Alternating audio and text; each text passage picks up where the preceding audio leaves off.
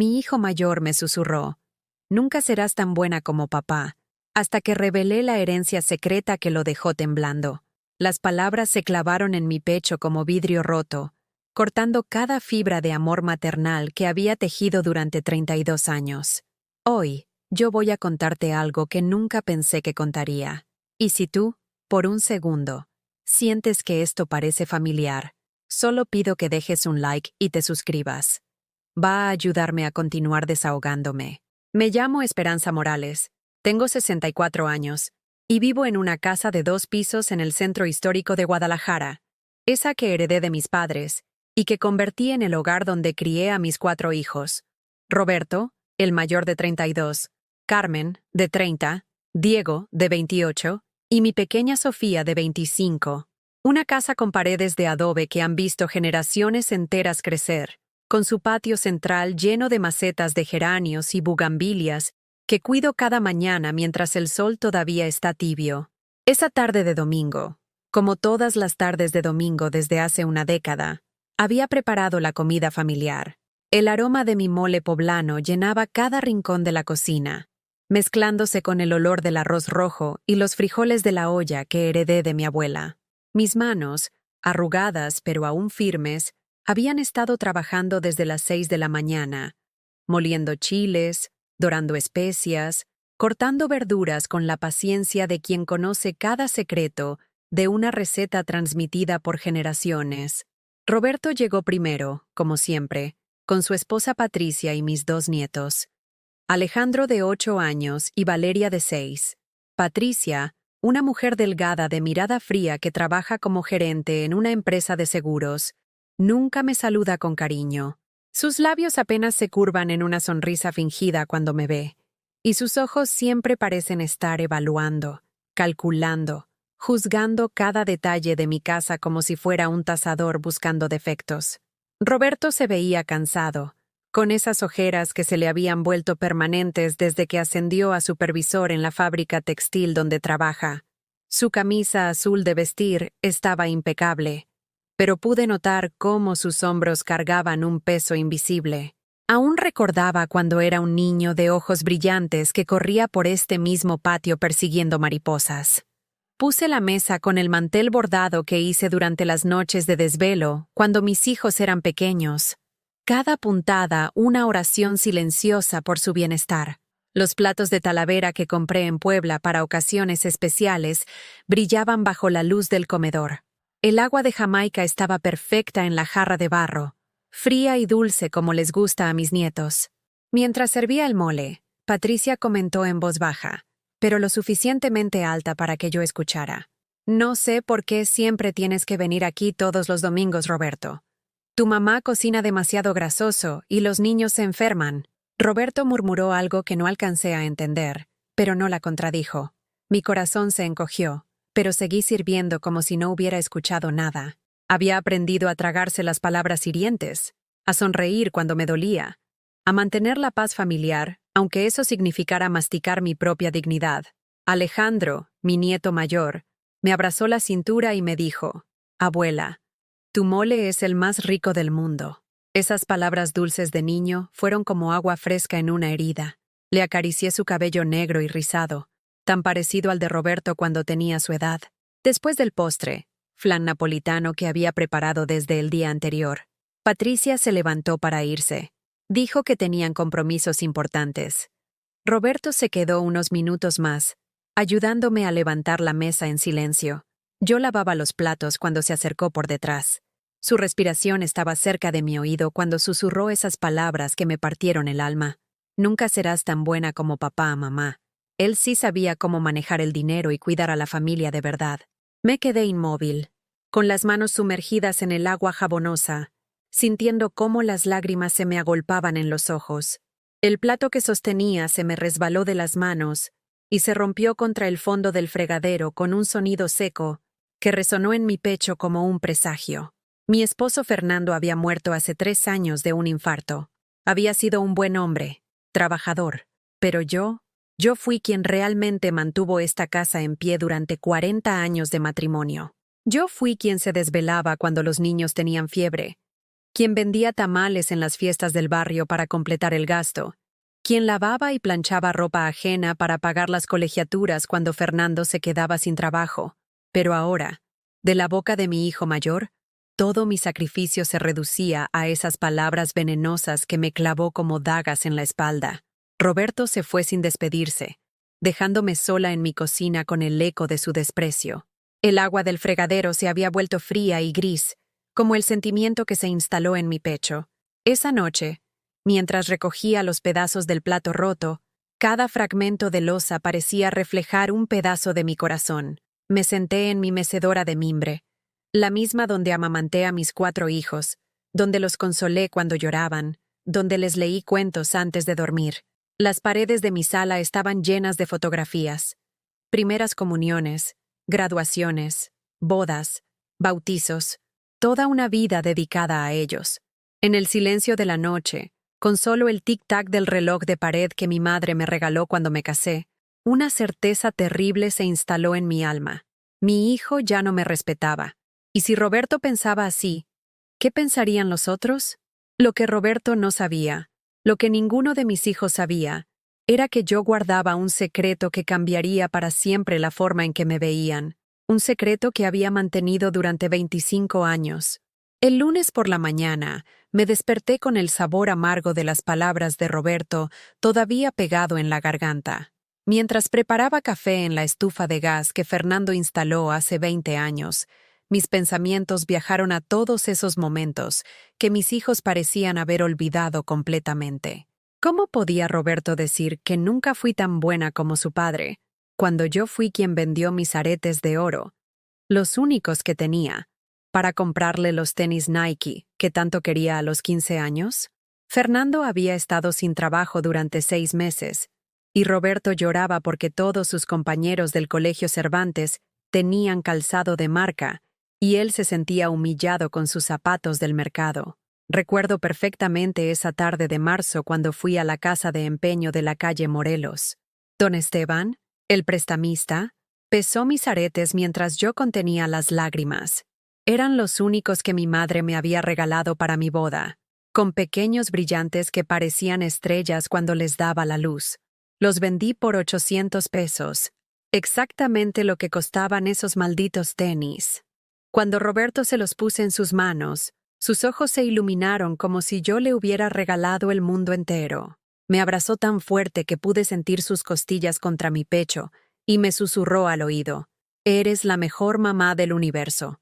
Te amo más que a todo». Ahora, 26 años después, ese mismo niño me decía que nunca fui suficiente. Carmen tampoco se quedaba atrás en cuanto a exigencias. Cuando cumplió 18 años, quería estudiar diseño gráfico en una universidad privada carísima. Fernando decía que mejor se pusiera a trabajar o estudiara algo más barato en la universidad pública. Pero yo no podía ver a mi hija renunciar a sus sueños. Fue entonces cuando comencé a vender comida en la puerta de la fábrica donde trabajaba Fernando. Todos los días me levantaba a las 4 de la madrugada para preparar tortas de pierna, quesadillas, agua de horchata y tacos dorados. Cargaba mi canasta de mimbre y mi estufa portátil hasta la entrada principal, donde decenas de trabajadores compraban su desayuno antes de entrar al turno. Mis manos se partían por el frío de las madrugadas de enero. Mis pies se hinchaban de tanto estar de pie. Mi espalda se quebró cargando ollas pesadas día tras día. Pero cada peso que ganaba se convertía en una clase más para Carmen, en un libro más, en un semestre más de carrera. Durante 4 años mantuve ese negocio. Carmen nunca supo cuánto me costaba físicamente mantener su educación. Para ella, el dinero simplemente aparecía cuando lo necesitaba. Se graduó con honores y ahora trabaja en una agencia de publicidad importante. Pero cuando la felicité el día de su graduación y le dije lo orgullosa que me sentía, ella apenas me abrazó distraídamente y se fue a celebrar con sus amigas de la universidad. Diego, mi tercer hijo, era el más sensible de todos cuando era niño. A los 12 años le diagnosticaron diabetes tipo 1 y el mundo se me vino abajo. Las inyecciones de insulina costaban una fortuna. Las consultas con el endocrinólogo eran cada mes, sin contar las emergencias cuando se descompensaba. Fernando entraba en pánico cada vez que Diego tenía una crisis. Se encerraba en el baño a llorar o se iba a caminar por horas, dejándome sola para manejar la situación. Yo fui quien aprendió a medir glucosa, quien se desvelaba monitoreando sus niveles, quien corrió infinitas veces al hospital con mi hijo convulsionando en brazos. Para costear su tratamiento, comencé a coser ropa por las noches.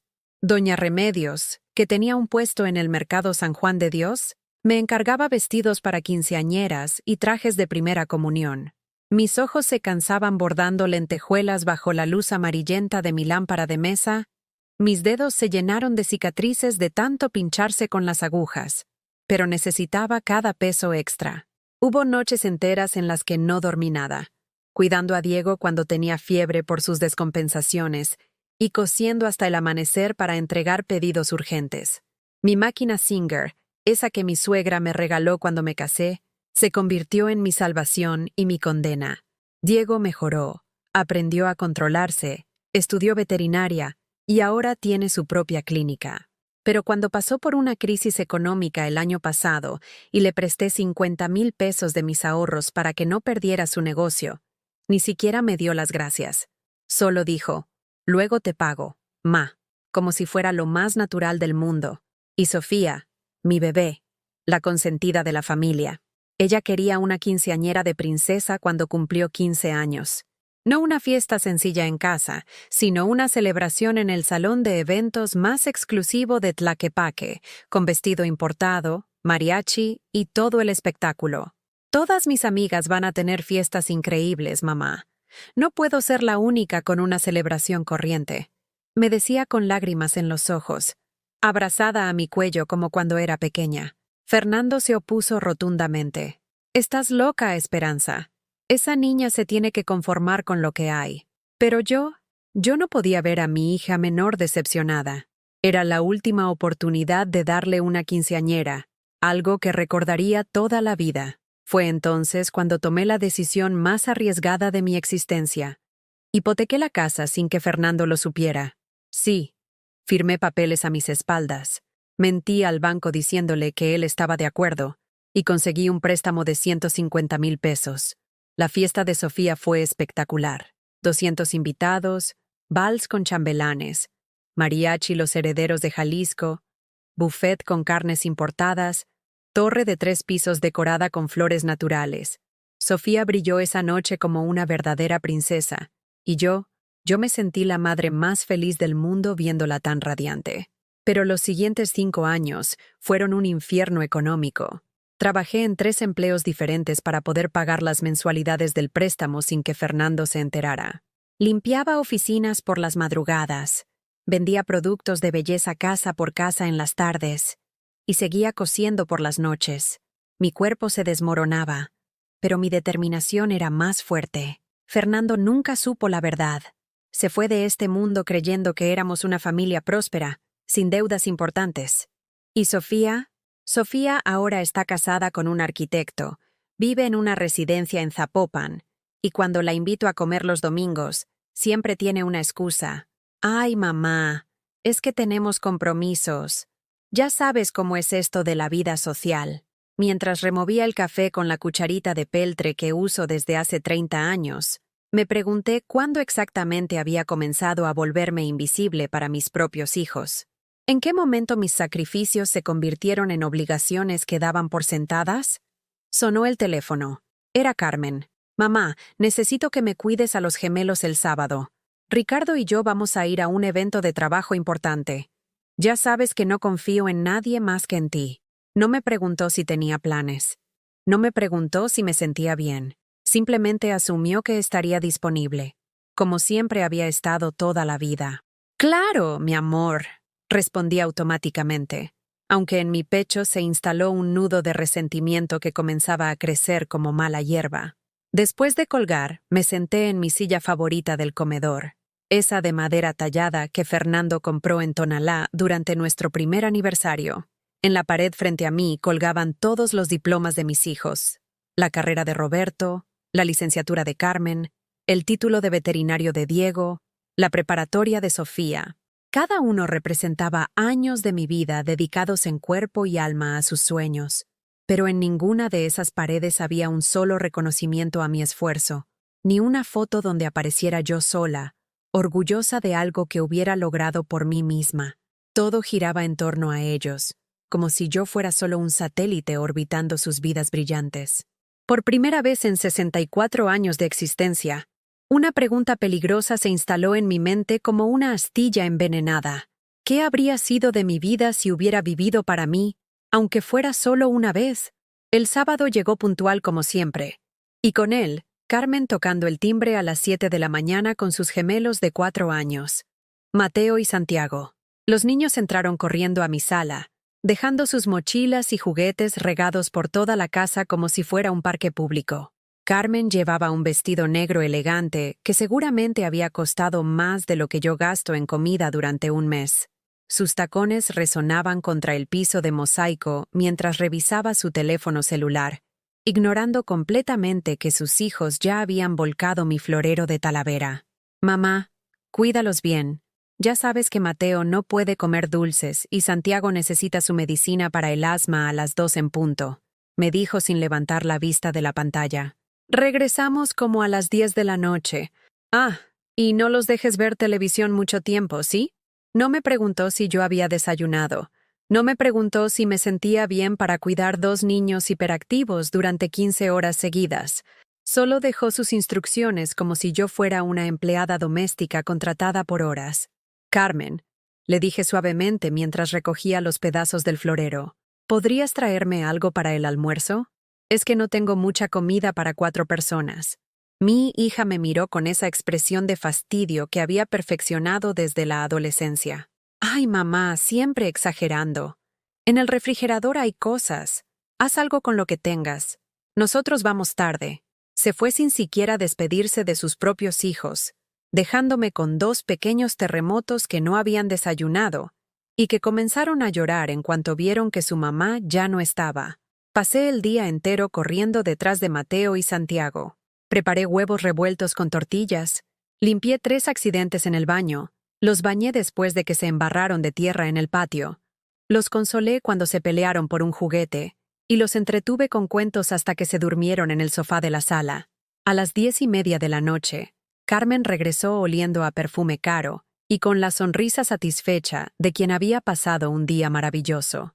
Los niños ya estaban dormidos en mi cama porque se habían negado a acostarse en el sofá. «¿Cómo se portaron?», preguntó mientras cargaba a Santiago sin despertarlo. «Bien», mentí, porque sabía que si le contaba sobre los berrinches y el caos, me echaría la culpa por no saber manejarlos correctamente. «Perfecto. Sabía que contigo estarían en buenas manos», dijo. Y luego, como si fuera una ocurrencia de último momento, agregó: «Ah, mamá, ¿me podrías prestar 2,000 pesos? Es que se nos olvidó pasar al cajero y mañana tenemos que pagar algo importante». 2,000 pesos. Exactamente la mitad de mi pensión mensual. Y ella lo pedía como quien pide prestada una taza de azúcar. Fui a mi recámara, saqué el dinero de la lata de galletas donde guardo mis billetes y se lo di sin decir palabra. Carmen ni siquiera me las dio las gracias. Solo dobló los billetes, los metió en su bolsa y se fue arrastrando a sus hijos medio dormidos. Me quedé sola en mi sala devastada, recogiendo juguetes hasta la medianoche, con la espalda adolorida y preguntándome cuándo exactamente había perdido el derecho a tener mi propio tiempo, mi propio espacio, mi propia dignidad. 2 semanas después fue mi cumpleaños número 64. Esperé toda la mañana que sonara el teléfono, que tocaran el timbre, que alguien se acordara de que era un día especial para mí. Preparé café para 2 por costumbre, puse la mesa con mis platos bonitos, incluso me peiné y me puse mi vestido azul favorito. Nadie llamó. A las 3 de la tarde, Roberto me mandó un mensaje de WhatsApp. «Feliz cumpleaños, ma. Andamos ocupados, pero te queremos mucho». Ni siquiera una llamada. Un mensaje de texto frío y genérico que probablemente había copiado de internet. Carmen me escribió 6 horas después. «Ups, se me había olvidado. Happy birthday. Te debo el regalo». Diego ni siquiera se acordó hasta 2 días después, cuando le recordé casualmente que había pasado mi cumpleaños. Sofía, mi bebé consentida, no dijo absolutamente nada. Esa noche lloré como no había llorado desde el funeral de Fernando. Lloré por todos los cumpleaños de ellos que había celebrado con tanto amor, por todas las tartas que había horneado desde cero, por todas las sorpresas que había organizado para hacerlos sentir especiales. Y ahora, en el día más importante para cualquier madre, yo era completamente invisible. Me serví una copa del tequila que guardaba para ocasiones especiales, aunque ya no sabía muy bien qué ocasión podría ser más especial que seguir viva a los 64 años. Y brindé sola en mi cocina, frente al espejo empañado que cuelga junto a la estufa. «Feliz cumpleaños, Esperanza», me dije a mí misma. Eres la única que se acordó. Pero lo que realmente me rompió el alma fue lo que descubrí una semana después, por pura casualidad. Estaba limpiando el cuarto de Diego. Él había venido a quedarse unos días porque estaba remodelando su clínica, cuando se me cayó una hoja de papel que sobresalía de su maleta. Al levantarla, reconocí inmediatamente la letra de Carmen. Era un mensaje impreso de WhatsApp de un grupo familiar del que yo no formaba parte. El grupo se llamaba Hermanos Plus Patricia, y la conversación me heló la sangre. Carmen, ¿ya fueron a ver a mamá este mes? Roberto. Sí, el domingo pasado. Como siempre, cocinó para un ejército y nos llenó de comida para llevarnos. Diego. ¡Qué bueno! A mí me toca ir la próxima semana. Necesito que me lave unas camisas que se me mancharon en la clínica. Sofía. Ja, ja, ja. La lavandería gratis más confiable de Guadalajara. Patricia. Yo creo que deberían organizarse mejor para no saturarla. Pobrecita ya está grande. Roberto. Sí, pero es que ella está feliz de ayudarnos. Para eso son las madres, ¿no? Además, ¿qué más va a hacer? Vive sola y aburrida. Carmen. Exacto. Nosotros somos lo único importante en su vida. Sin nosotros no tendría propósito. Diego. Eso sí. Y la casa está pagada, tiene su pensión, no le falta nada. Nosotros somos los que batallamos con las deudas y los gastos. Sofía. Por cierto, ¿se acordaron que el mes pasado fue su cumpleaños? Roberto. Ay, se me olvidó por completo. ¿Ustedes le dijeron algo? Carmen. Yo le mandé mensaje. No creo que le importe mucho, la verdad. Ya está acostumbrada. Patricia. Pobrecita. Pero tampoco es que haga fiestas ni nada. Es muy sencilla. El papel se me resbaló de las manos temblorosas. Mis propios hijos tenían un grupo secreto donde hablaban de mí como si fuera una mascota conveniente, un electrodoméstico útil que siempre estaba disponible para sus necesidades. Pobrecita, había dicho Patricia. Para eso son las madres, había dicho Roberto. Sin nosotros no tendría propósito, había dicho Carmen. Me senté en la cama de Diego y sentí como si me hubieran vaciado por completo. Todo mi amor incondicional, todos mis sacrificios, toda mi vida dedicada a ellos, reducida a una conversación casual, donde se repartían mis servicios como si fuera una empleada doméstica de la familia. Por primera vez en mi vida, una rabia profunda y ardiente comenzó a crecer en mi pecho. No era tristeza, no era decepción, era furia pura, concentrada, 25 años de resentimiento acumulado que finalmente encontraba una salida. Esa noche, después de que Diego se fue a dormir, bajé al sótano de mi casa. Ahí, detrás de las cajas de Navidad y los muebles viejos, estaba la caja fuerte pequeña que había mandado instalar en secreto 15 años atrás. Mis dedos temblaron mientras marcaba la combinación, la fecha de nacimiento de mi madre, la única persona que siempre me había valorado de verdad. Dentro estaban todos los documentos que mis hijos desconocían por completo. Escrituras de 3 propiedades que había comprado poco a poco con las ganancias de mis trabajos secretos. Estados de cuenta de inversiones que había hecho con la asesoría de don Joaquín, el contador de la tienda de abarrotes donde trabajé durante 10 años. Pólizas de seguros, certificados bancarios. Durante 25 años, mientras ellos creían que yo era solo una ama de casa sin recursos propios, yo había construido un patrimonio sólido e independiente. No era una fortuna, pero era mío, todo mío. Y por primera vez en décadas, una sonrisa genuina se dibujó en mi rostro. Mis hijos no tenían la menor idea de quién era realmente su madre. La primera prueba llegó el jueves siguiente cuando Roberto apareció en mi puerta con una bolsa enorme de ropa sucia. Ni siquiera tocó el timbre. Usó la llave que le había dado años atrás para emergencias y entró como si fuera su propia casa. Mamá, Patricia está ocupada con un proyecto importante en la oficina y no ha tenido tiempo de lavar. ¿Me podrías hacer el favor? Necesito las camisas para mañana, dijo mientras dejaba la bolsa directamente en mi sofá de la sala, sin importarle que yo estuviera leyendo mi novela de la tarde. Era la misma rutina de siempre. Roberto aparecía con sus demandas disfrazadas de favores, asumiendo que yo dejaría todo lo que estuviera haciendo para resolver sus problemas domésticos. Antes, yo habría corrido inmediatamente a separar la ropa, habría puesto la lavadora, y me habría desvelado planchando para que él tuviera todo listo al día siguiente. Pero esta vez, algo había cambiado dentro de mí. El descubrimiento de esa conversación grupal donde me trataban como empleada doméstica había encendido una llama que ya no se podía apagar. No, dije simplemente, sin levantar la vista de mi libro. Roberto se quedó inmóvil, como si no hubiera entendido la palabra que había salido de mi boca. ¿Cómo que no, mamá? Es solo lavar unas camisas. Tú siempre... Siempre, exactamente. Lo interrumpí, cerrando mi novela y mirándolo directamente a los ojos. Siempre he lavado tu ropa. Siempre he cocinado cuando vienes. Siempre he estado disponible para lo que necesites. Pero hoy no. La expresión de Roberto cambió de confusión a irritación. Sus cejas se fruncieron de la misma manera que cuando era adolescente y no conseguía lo que quería. ¿Estás enferma o qué te pasa? Es una cosa simple. No te estoy pidiendo nada del otro mundo. Lo que me pasa es que estoy cansada de ser tratada como si fuera tu sirvienta personal. Le respondí con una calma que me sorprendió a mí misma. Lleva tu ropa a una lavandería. O mejor aún, enséñale a Patricia a usar la lavadora de su propia casa. Roberto se puso rojo de la indignación. Durante 32 años, había tenido a su madre disponible las 24 horas del día. Y ahora, por primera vez en su vida, alguien le estaba diciendo que no. No puedo creer lo egoísta que te estás volviendo, mamá.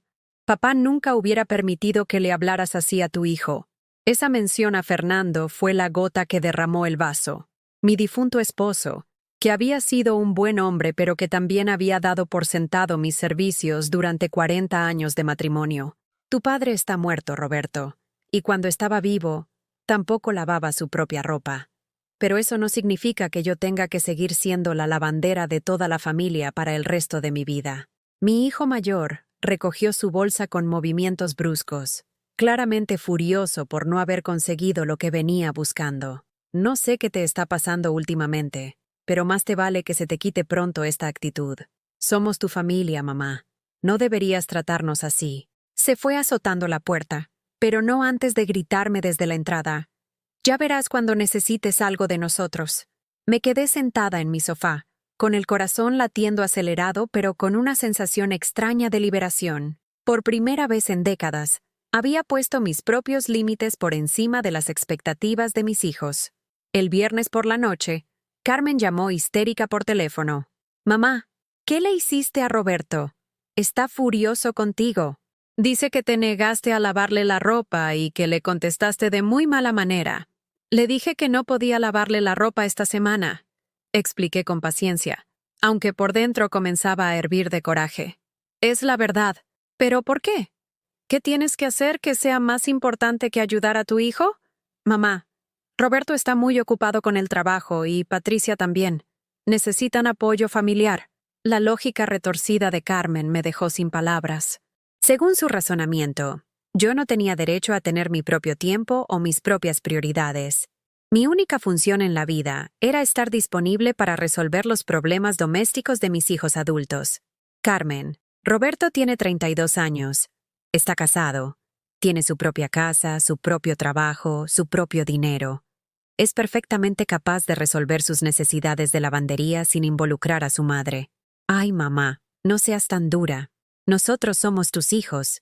Se supone que las madres ayudan a sus hijos toda la vida. ¿Para qué crees que Dios te dio hijos? Esa pregunta me atravesó como una lanza envenenada. ¿Para qué me había dado Dios hijos? ¿Para ser su empleada doméstica eterna?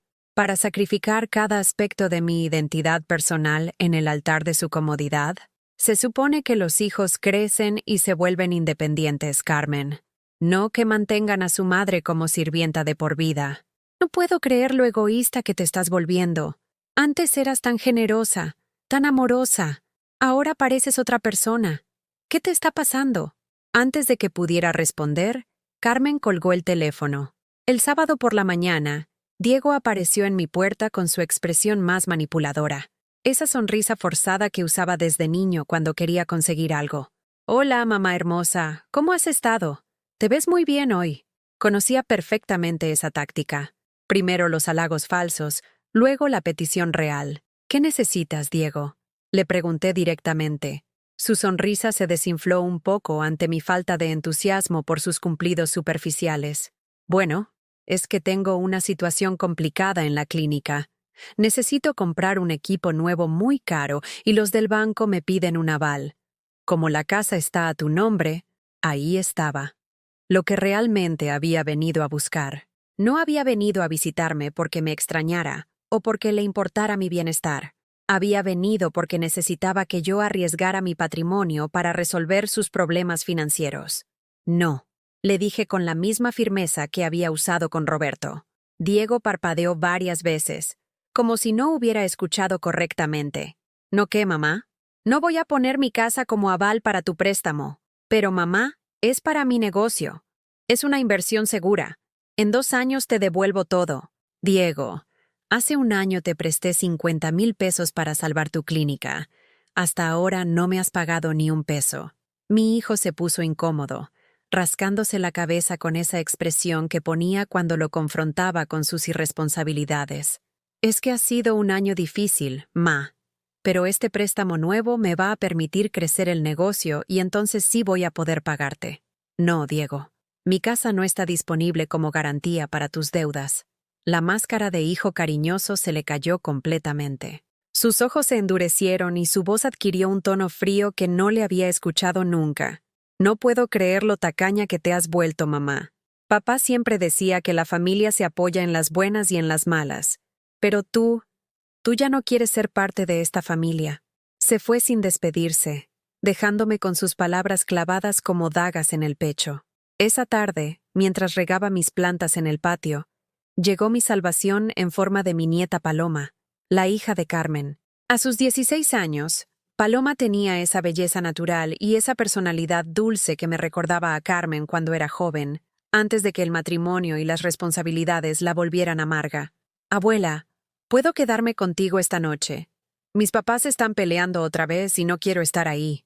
Por supuesto, mi amor, le dije, abrazándola con el cariño genuino que había estado guardando para alguien que realmente lo apreciara. Esa noche, mientras cenábamos quesadillas y tomábamos chocolate caliente, Paloma me miró con esos ojos grandes e inteligentes que había heredado de mi lado de la familia.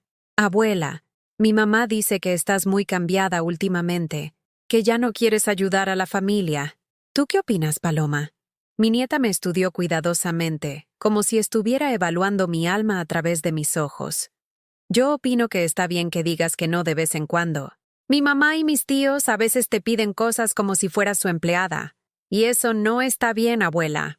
Por primera vez en semanas, sentí que alguien de mi familia realmente me veía, me entendía, me valoraba como persona y no solo como proveedora de servicios.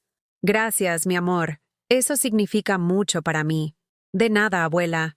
Yo te quiero tal como eres. Y me gusta verte más fuerte. Ah. Esa noche, mientras Paloma dormía en el cuarto de huéspedes, yo me quedé despierta mirando las estrellas desde mi ventana, sintiendo por primera vez en años que no estaba completamente sola en el mundo.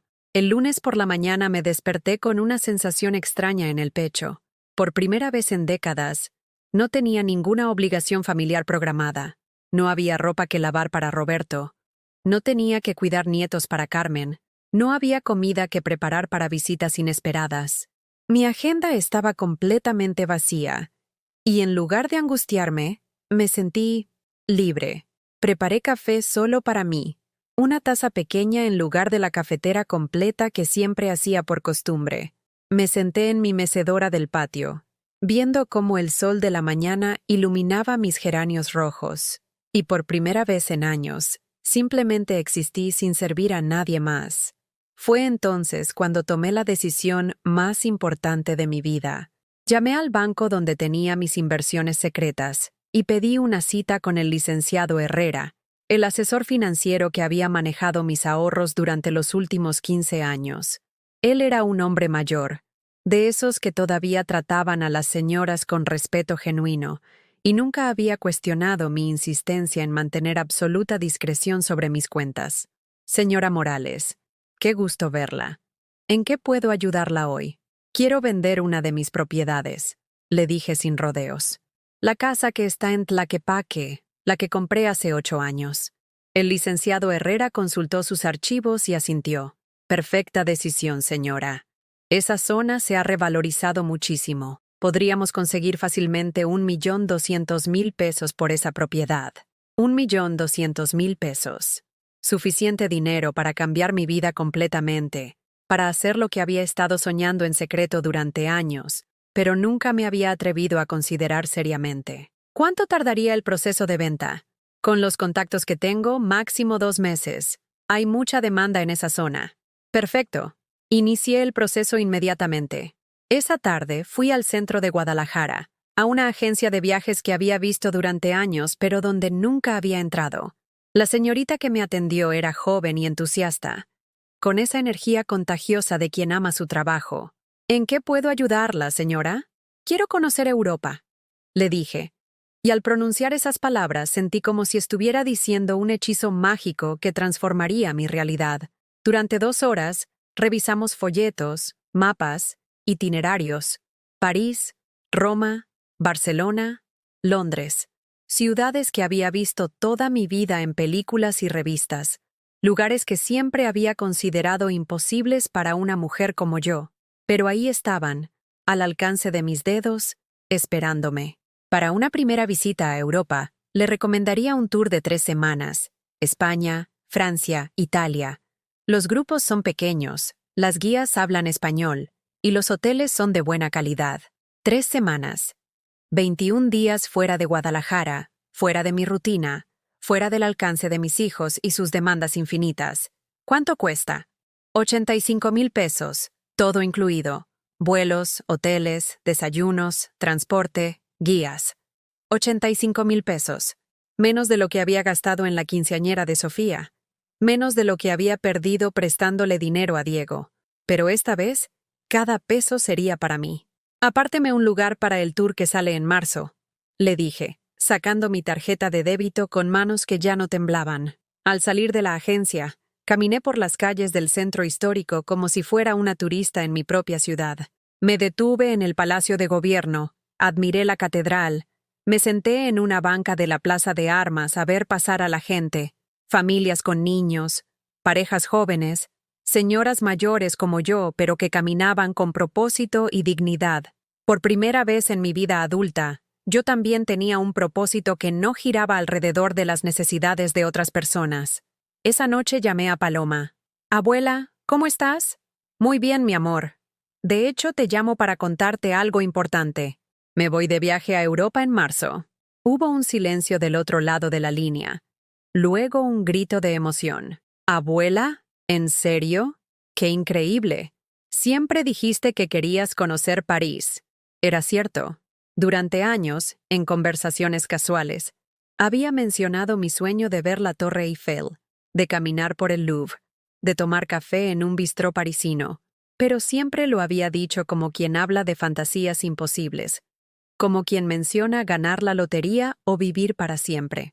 Paloma era la única que había puesto atención, la única que había recordado mis sueños.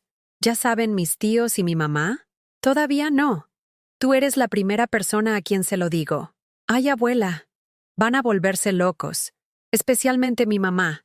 No va a entender por qué gastas tu dinero en viajes en lugar de ayudarlos a ellos. La sabiduría de mi nieta de 16 años me sorprendió una vez más. Ella entendía perfectamente la dinámica familiar.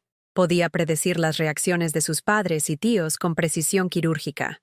Por eso no se lo voy a decir hasta que esté en el avión, le confesé. Paloma se rió con esa risa cristalina que me recordaba a mi propia juventud. Eres genial, abuela. Me da mucho gusto que finalmente hagas algo solo para ti. El martes, Roberto apareció otra vez en mi puerta. Esta vez traía a Patricia y a los niños, claramente como refuerzo emocional para su nueva estrategia de manipulación. Mamá, venimos a disculparnos por la discusión de la semana pasada, dijo Roberto con esa voz falsa que usaba cuando quería conseguir algo. Patricia dice que debemos valorarte más. Patricia asintió con una sonrisa que no llegaba a sus ojos. Es verdad, señora Esperanza. A veces damos por sentado todo lo que hace usted por nosotros. Queremos invitarla a comer el domingo para compensarla. Los niños me abrazaron las piernas con el afecto genuino de la infancia, ajenos a las maniobras políticas de sus padres.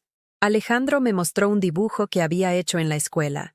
Una casa con una familia de palitos donde yo aparecía con una sonrisa enorme y un delantal. Mira, abuela, te dibujé cocinando porque eres la que hace la comida más rica del mundo. El corazón se me encogió. En el dibujo de mi nieto, yo no tenía identidad más allá de ser la abuela que cocinaba. Era como si ni siquiera él pudiera imaginarme haciendo algo diferente. Siendo alguien diferente. Gracias, mi amor. Es muy bonito, le dije, pero por primera vez no me sentí halagada por el dibujo. Me sentí triste por la limitación de su perspectiva sobre mí. Roberto interpretó mi silencio como debilidad. Entonces, ¿qué dices, mamá? ¿Vienes a comer el domingo? Patricia va a ser tu platillo favorito. Patricia me miró con expectativa, claramente esperando que yo cayera en la trampa de la reconciliación fingida. Probablemente habían discutido la estrategia. Unas disculpas superficiales, una invitación que me hiciera sentir valorada. Y luego, gradualmente, regresarían a tratarme como antes. No puedo, les dije con calma. ¿Por qué no?, preguntó Roberto. Y pude ver cómo su máscara de hijo arrepentido comenzaba a resquebrajarse. Porque ese domingo estaré ocupada haciendo otras cosas. ¿Qué cosas? Mamá, tú nunca tienes planes los domingos. Siempre estás disponible para la familia. Esa palabra, disponible. Como si yo fuera un servicio público que debía estar operando 24 horas al día para su conveniencia. Pues ahora tengo planes diferentes. Patricia y Roberto intercambiaron una mirada de frustración. Su estrategia de reconciliación no estaba funcionando como habían esperado. ¿Qué planes?, insistió Patricia con esa voz dulce que usaba cuando quería información. Planes míos, respondí simplemente. Después de que se fueron, me senté en mi cocina y me preparé un té de manzanilla. Afuera, el atardecer pintaba el cielo de naranjas y rosas, y por primera vez en décadas, pude admirar su belleza sin estar preocupada por la cena, por la ropa que lavar, por las tareas domésticas que me esperaban. Saqué el folleto del viaje a Europa y lo extendí sobre la mesa de la cocina. Las fotografías me sonreían. El Coliseo romano, las góndolas de Venecia, los campos de lavanda en Provenza. En 2 meses estaría ahí, siendo una turista, siendo una mujer independiente, siendo algo más que la madre abnegada que había sido durante 64 años. Esa noche dormí profundamente por primera vez en meses. No tuve pesadillas sobre confrontaciones familiares. No me desperté angustiada pensando en las responsabilidades del día siguiente. Dormí como duermen las mujeres libres, sin culpa, sin peso en la conciencia, sin deudas emocionales pendientes. Al día siguiente, el licenciado Herrera me llamó para informarme que ya tenía 3 compradores interesados en mi propiedad de Tlaquepaque. La noticia de mi viaje a Europa se filtró antes de lo que había planeado. Carmen llegó a mi casa el viernes por la tarde como un huracán, con los ojos rojos de haber llorado y la respiración agitada de quien había corrido desde su coche hasta mi puerta. «Mamá, Paloma me contó que te vas a Europa. ¿Cómo es posible que mi propia hija se entere antes que yo de los planes de mi madre?» La acusación en su voz me dolió, pero no tanto como me habría dolido hace un mes. Ahora tenía una coraza nueva, construida con la certeza de que mis decisiones me pertenecían únicamente a mí. «Carmen, siéntate. Necesitamos hablar. No me voy a sentar. Necesito que me expliques de dónde vas a sacar 85,000 pesos para irte de vacaciones cuando nosotros estamos batallando con las deudas». Ahí estaba. La verdadera razón de su molestia no era que no le hubiera contado sobre el viaje, sino que yo tuviera dinero disponible que no estaba destinado a resolver sus problemas financieros. El dinero es mío, Carmen. Ahorré durante años para poder hacer esto. ¿Cuáles ahorros? Mamá, tú vives de tu pensión. ¿De dónde sacaste tanto dinero? Carmen caminaba de un lado a otro de mi sala, gesticulando con las manos como hacía desde niña cuando se desesperaba. Su confusión era genuina. En su mente, yo era una anciana sin recursos propios, dependiente de mi pensión gubernamental, cuya única función era estar disponible para las emergencias familiares. Antes de que pudiera responder, llegaron Roberto y Diego juntos. Claramente Carmen los había llamado para hacer una intervención familiar coordinada. «Mamá, ¿qué es esta locura del viaje?», preguntó Roberto sin ni siquiera saludarme. «Patricia está muy preocupada por ti. Dice que tal vez estás pasando por una crisis emocional después de la muerte de papá». Diego asintió gravemente, adoptando esa expresión de preocupación médica que usaba cuando quería sonar profesional. «Es normal, mamá. La depresión en adultos mayores puede manifestarse con decisiones impulsivas e irracionales. Conozco un psicólogo muy bueno que podría evaluarte». ¿Depresión? ¿Irracional? Por primera vez en décadas me sentía completamente cuerda, completamente lúcida, completamente en control de mi vida, y ellos querían convencerme de que estaba mentalmente enferma.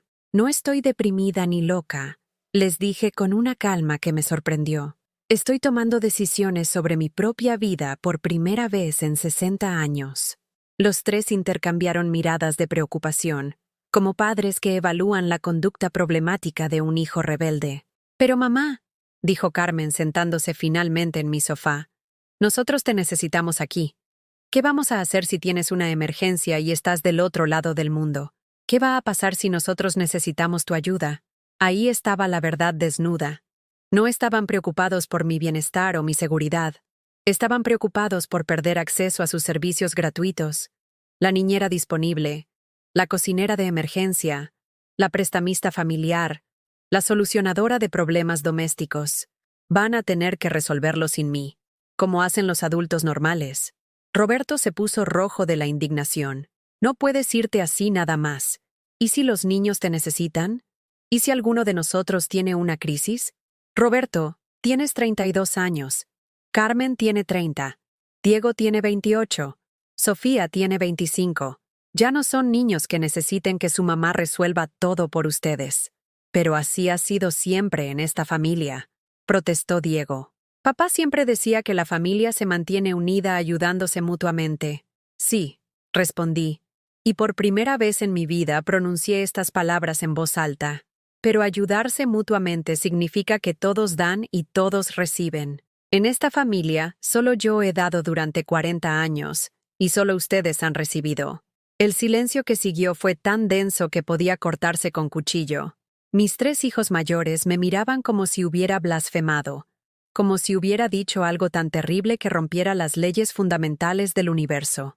Carmen fue la primera en reaccionar, y lo hizo con lágrimas. «¿Cómo puedes decir eso, mamá? ¿Cómo puedes decir que nunca te hemos dado nada? Te hemos dado nietos, te hemos incluido en nuestras vidas, te hemos dado un propósito, me han dado la oportunidad de servirlos». La corregí, que no es lo mismo que amarme o valorarme. Roberto se levantó abruptamente, claramente frustrado por no poder controlar la situación como siempre había hecho. «No sé quién te está metiendo estas ideas en la cabeza, mamá, pero no eres la misma persona. La mamá que conocíamos era generosa, amorosa, siempre dispuesta a ayudar. Ahora eres egoísta». Esa palabra, egoísta, la había escuchado tantas veces en las últimas semanas que ya había perdido su poder para lastimarme. Ser egoísta, aparentemente, significaba valorarme a mí misma, tanto como valoraba a otros. Significaba tener límites. Significaba reconocer que yo también tenía derecho a buscar mi propia felicidad. Si ser egoísta significa no estar disponible las 24 horas del día para resolver sus problemas, entonces sí, soy egoísta. Diego intentó una última estrategia de manipulación emocional. «Mamá, papá estaría muy decepcionado de verte comportándote así. Él siempre valoró la unidad familiar por encima de todo». Esa mención a Fernando fue el detonante final. Mi difunto esposo, quien había sido un buen hombre, pero que también había dado por sentado mis sacrificios durante 40 años de matrimonio. Me levanté de mi silla y caminé hacia la vitrina donde guardaba nuestros álbumes familiares.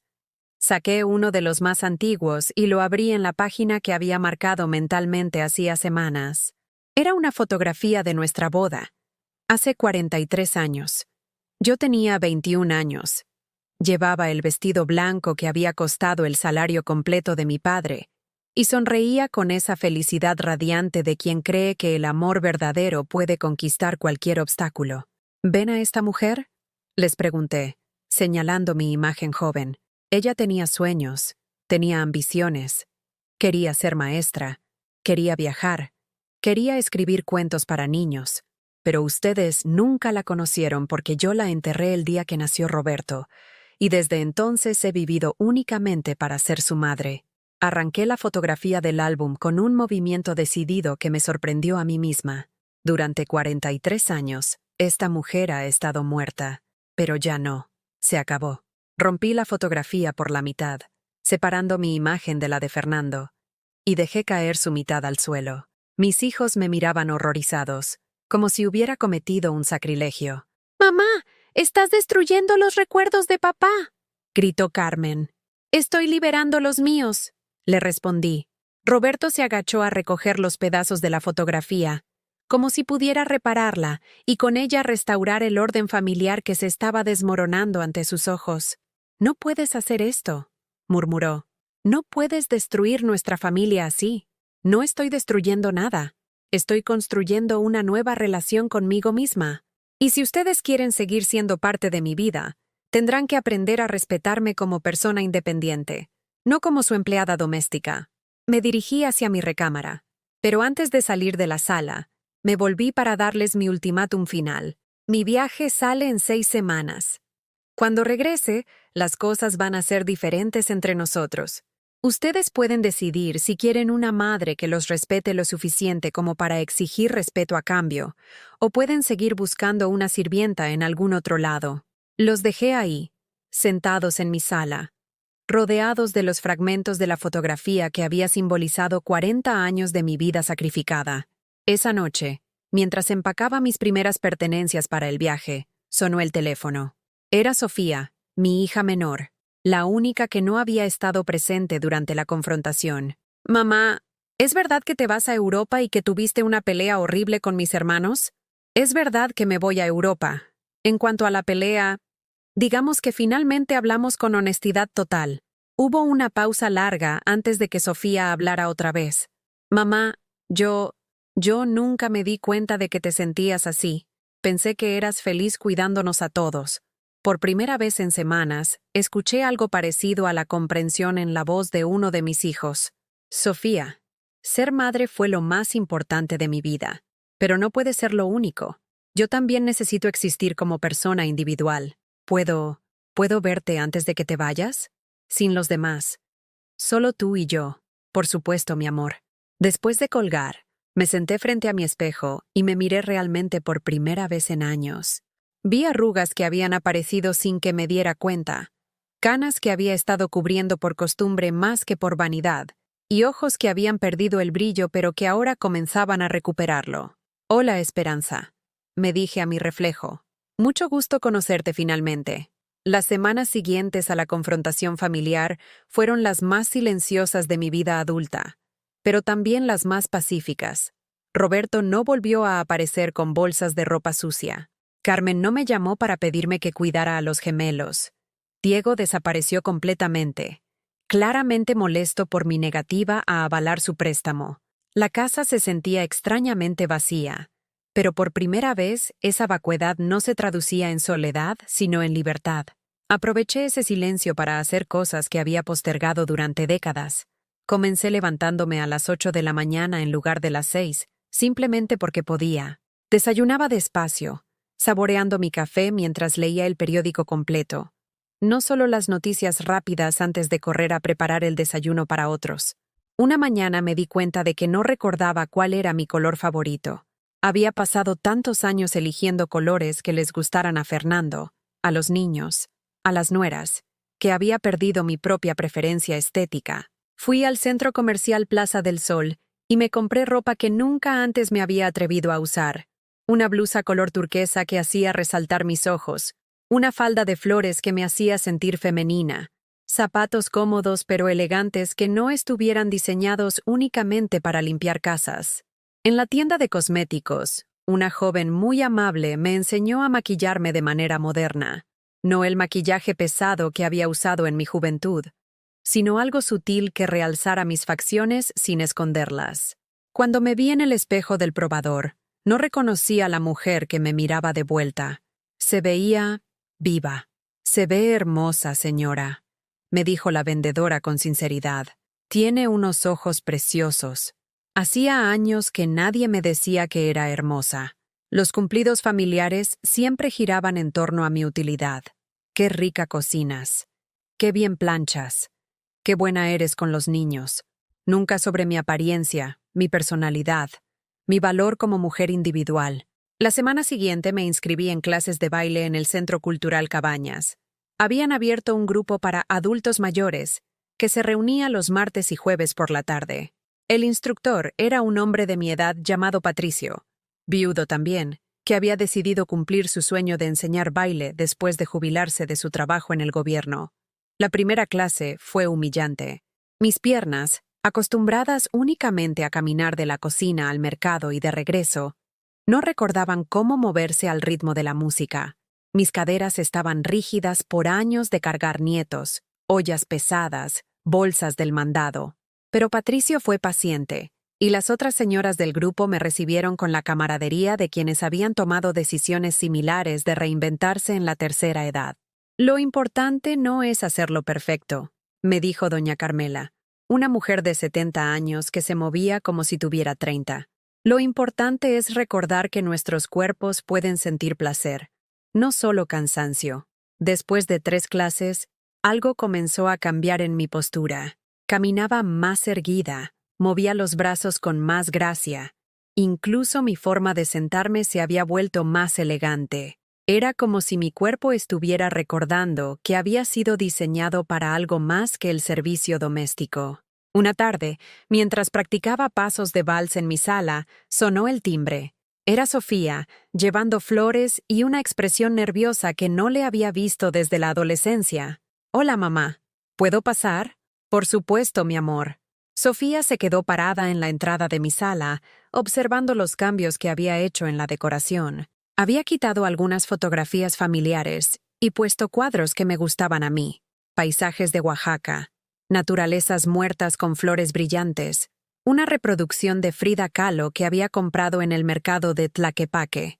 «Te ves diferente», dijo finalmente. «¿Diferente cómo?» «No sé. Más presente. Como si estuvieras realmente aquí en lugar de solo existir para nosotros». La percepción de Sofía me sorprendió. A los 25 años, ella había logrado ver algo que sus hermanos mayores se negaban a reconocer.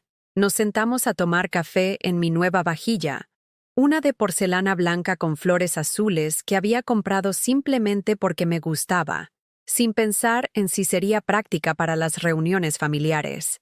«Mamá, vengo a pedirte perdón», dijo Sofía, y sus ojos se llenaron de lágrimas genuinas. «Nunca me di cuenta de cuánto habías sacrificado por nosotros. Pensé que eras feliz siendo solo nuestra mamá, porque siempre sonreías, siempre decías que sí, nunca te quejabas. No me quejaba porque creí que eso era lo que significaba amar. Dar todo sin esperar nada a cambio. Pero eso no es amor, ¿verdad? Eso es esclavitud voluntaria». La frase de mi hija menor me golpeó como un rayo de claridad. Esclavitud voluntaria.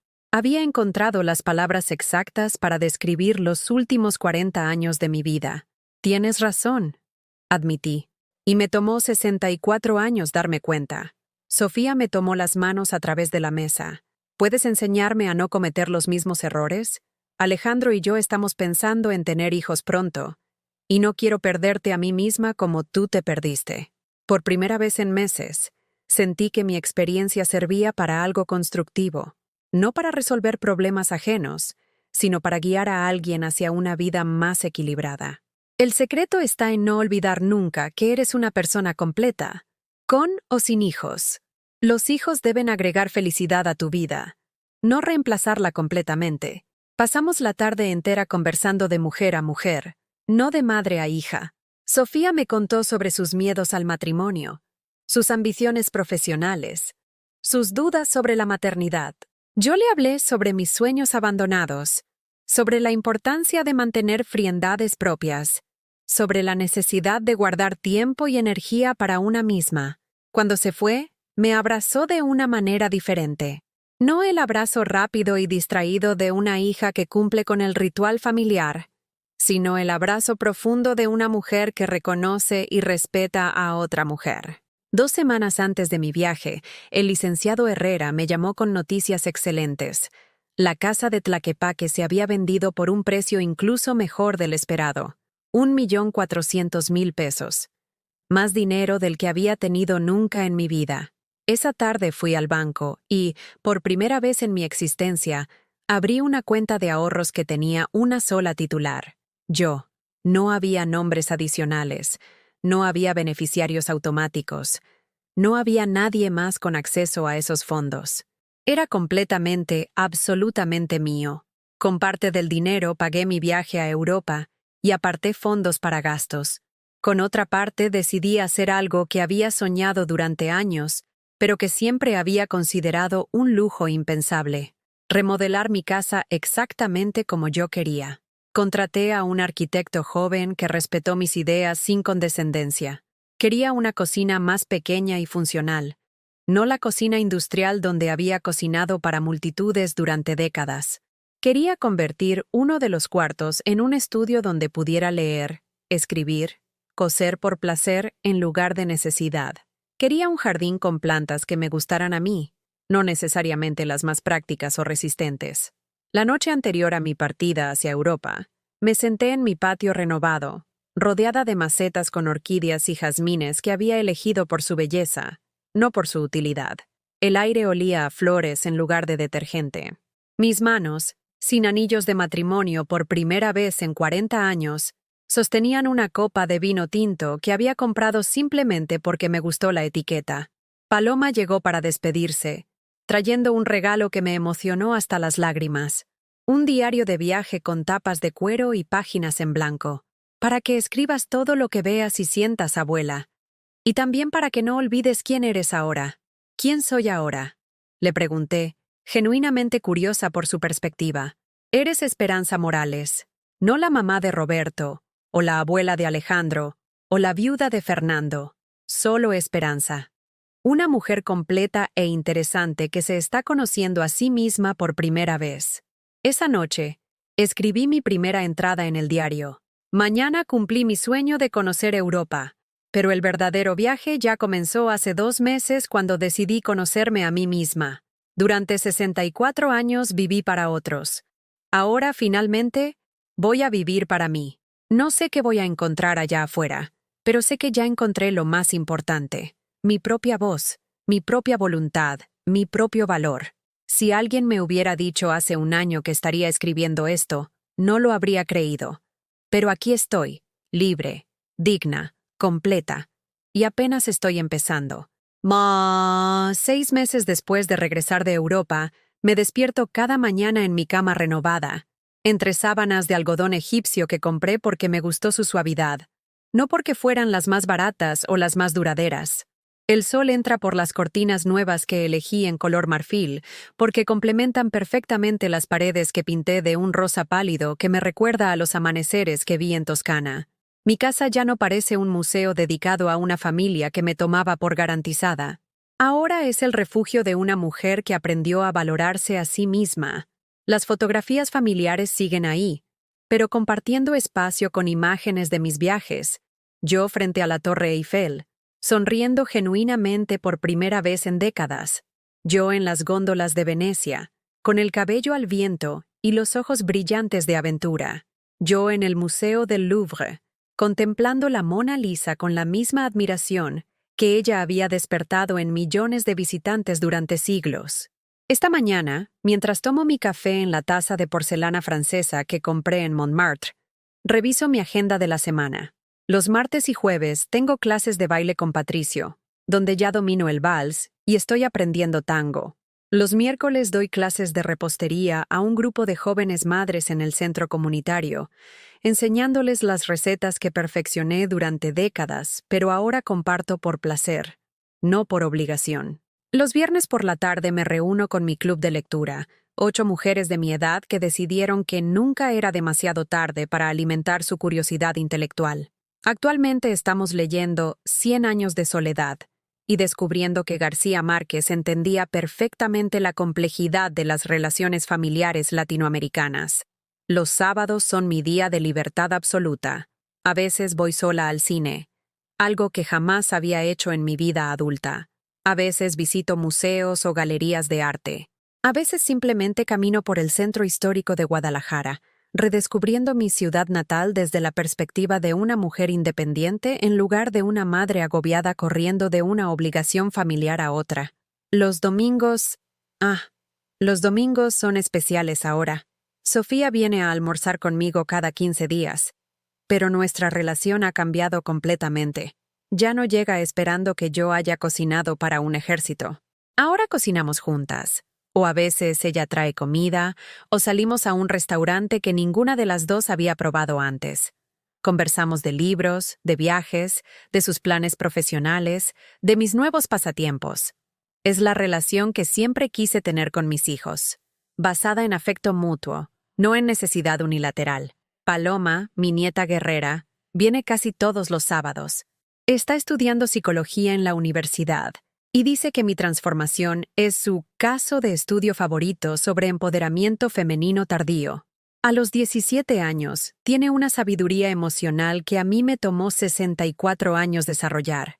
Abuela, eres mi héroe, me dijo la semana pasada mientras practicábamos pasos de baile en mi sala.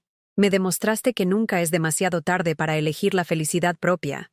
Roberto, Carmen y Diego han tenido reacciones muy diferentes a mi transformación. Roberto intentó varias estrategias de reconciliación durante los primeros meses. Primero, la manipulación emocional. Los niños te extrañan mucho, mamá. Luego, la culpa religiosa. Una madre cristiana no abandona a su familia así. Finalmente, la amenaza velada. No esperes que estemos disponibles cuando seas realmente vieja y nos necesites. Ninguna de estas tácticas funcionó, porque ya no tengo miedo a su rechazo. He descubierto que existe una diferencia enorme entre estar sola y sentirse sola. Antes, rodeada de hijos que me necesitaban pero no me valoraban, me sentía profundamente sola. Ahora, con mi círculo más pequeño pero auténtico de personas que me aprecian por quien soy, me siento acompañada y querida. Carmen pasó por un período de negación total. Durante 3 meses me llamó semanalmente para preguntarme cuándo se me iba a pasar esta fase rebelde y cuándo iba a volver a ser la mamá de antes. Cuando finalmente entendió que el cambio era permanente, se enojó terriblemente. «Ya no tengo en quién confiar para cuidar a los gemelos», me gritó por teléfono una tarde. «Todo por tus caprichos egoístas». «Carmen», le respondí con la paciencia que había desarrollado a través de meses de terapia con una psicóloga excelente. «Puedes contratar una niñera, pedirle ayuda a Patricia, o quedarte tú misma a cuidar a tus propios hijos. Lo que no puedes hacer es esperar que yo renuncie a mi vida para facilitarte la tuya». Diego, sorprendentemente, fue quien mejor manejó mi transformación. Tal vez por su formación médica, entendió que los cambios psicológicos profundos no son caprichos temporales, sino evoluciones genuinas de la personalidad. Hace 2 meses, me visitó con una propuesta inesperada. «Mamá, quiero pedirte perdón por haber intentado usarte como aval para mi préstamo. Y quiero proponerte algo. ¿Te interesaría ser socia inversionista de mi clínica? No necesito que pongas tu casa en riesgo, pero con tu capital disponible podrías comprar equipos y recibir ganancias mensuales». Era la primera vez en décadas que uno de mis hijos me ofrecía una relación de beneficio mutuo, en lugar de simplemente pedirme servicios gratuitos. «¿Por qué ahora?», le pregunté. «Porque finalmente entendí que eres una mujer inteligente con recursos propios, no solo mi mamá que existe para resolverme la vida». Acepté su propuesta, Y ahora recibo dividendos mensuales que me permiten mantener mi nuevo estilo de vida sin tocar mis ahorros principales. Más importante aún, Diego y yo hemos desarrollado una relación adulta basada en respeto mutuo. Esta tarde, mientras riego mis orquídeas en el patio renovado, llega un email inesperado de Roberto. Es la primera vez que se comunica conmigo desde hace 4 meses. Mamá, Patricia y yo hemos estado pensando. Tal vez fuimos muy duros contigo cuando decidiste cambiar tu vida. Los niños te extrañan mucho, y nosotros también. ¿Te gustaría que viniéramos a almorzar el domingo? Nosotros traemos la comida. Leo el mensaje varias veces, buscando las manipulaciones ocultas, las demandas disfrazadas, las expectativas implícitas. Pero por primera vez en años, suena genuino. No me está pidiendo que cocine, que limpie, que resuelva ningún problema. Solo quiere pasar tiempo conmigo. Le respondo, me encantaría verlos, pero vengan porque quieren estar conmigo, no porque necesiten algo. Y si Alejandro y Valeria quieren conocer a su abuela nueva, serán bienvenidos también. Mientras escribo estas palabras, me doy cuenta de que ya no siento resentimiento hacia mis hijos. El enojo que me consumió durante meses se ha transformado en algo más útil. Límites claros y expectativas realistas. Al atardecer, me siento en mi mecedora nueva con una copa de vino rosado que compré en una vinatería pequeña del centro. El cielo de Guadalajara se pinta de naranjas y rosados, y en lugar de estar preocupada por la cena de mañana o la ropa que lavar, simplemente observo la belleza que siempre había estado ahí, pero que nunca había tenido tiempo de contemplar. Abro mi diario de viaje, que ahora uso como diario de vida, y escribo. Hoy es un buen día para reflexionar sobre el camino recorrido. Hace un año era una mujer invisible que existía únicamente para servir a otros. Hoy soy Esperanza Morales, viajera, estudiante de baile, inversionista, amiga, mujer completa. No fue fácil. Hubo noches de llanto, días de soledad, momentos de duda donde pensé que tal vez estaba siendo realmente egoísta. Pero cada paso hacia mi libertad me ha traído más paz y más alegría genuina que 40 años de sacrificio malentendido. He aprendido que amar a los hijos no significa desaparecer como persona. He descubierto que ser una buena madre incluye ser un buen ejemplo de mujer realizada. He entendido que el respeto no se mendiga, se exige con dignidad. Mis hijos pueden elegir amarme y respetarme, o pueden buscar otra empleada doméstica. Yo ya elegí. Voy a seguir siendo Esperanza hasta el último día de mi vida. Cierro el diario y contemplo mi jardín. Las orquídeas florecen porque finalmente alguien las cuida con amor, no con obligación. Las plantas de jazmín perfuman el aire porque las elegí por su belleza, no por su practicidad. Y yo florezco porque finalmente aprendí a cuidarme con el mismo amor que durante décadas prodigué a otros. El teléfono suena. Es Patricio, mi instructor de baile. Esperanza, ¿te gustaría acompañarme a cenar mañana? Hay un restaurante nuevo que me recomendaron. Sonrío. A los 65 años, todavía hay sorpresas, aventuras, posibilidades por explorar. Me encantaría, Patricio, porque esta es la vida que elegí, llena de respeto, dignidad y la libertad de decir sí a lo que me hace feliz y no a lo que simplemente me necesita. ¿Has vivido tú o conoces a alguien que haya pasado por algo parecido? Cuéntamelo en los comentarios. Y si este video te llegó al corazón, déjame tu like y suscríbete al canal para que esta historia llegue a alguien que necesita escucharla.